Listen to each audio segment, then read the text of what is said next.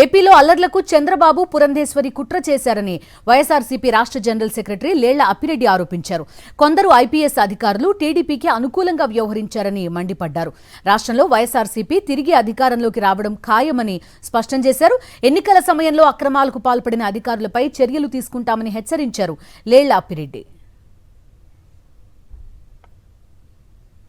రాష్ట్రంలో చంద్రబాబు నాయుడు గారు వారి వదిన పురంధేశ్వరి గారు రచించినటువంటి ధ్వంస రచన కార్యక్రమం ద్వారానే రాష్ట్రంలో తెలుగుదేశానికి సంబంధించినటువంటి మూకలన్నీ కూడా యథేచ్ఛగా రోడ్లకు పైకి వచ్చి రాజ్యాంగ విలువల్ని ప్రజాస్వామిక సూత్రాలని పక్కన పెట్టి యథేచ్ఛగా రౌడీయిజం చేస్తున్నప్పుడు కూడా పోలీస్ అధికారులు నిమ్మకు నీరెత్తినట్లు ఉండటం అనేది మొట్టమొదటిసారిగా రాష్ట్రంలో చూస్తా ఉన్నాం.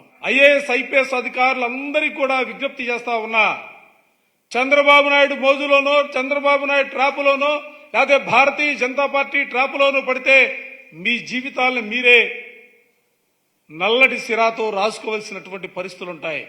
వైఎస్ఆర్ కాంగ్రెస్ పార్టీ బ్రహ్మాండమైనటువంటి మెజార్టీతో ఈ రాష్ట్రంలో తిరిగి అధికారాన్ని చేపట్టబోతా ఉన్నాం. ఎవరెవరైతే అక్రమాలకు పాల్పడ్డారో వారందరిపైన కూడా శాఖాపరమైనటువంటి దర్యాప్తు ఉంటుంది.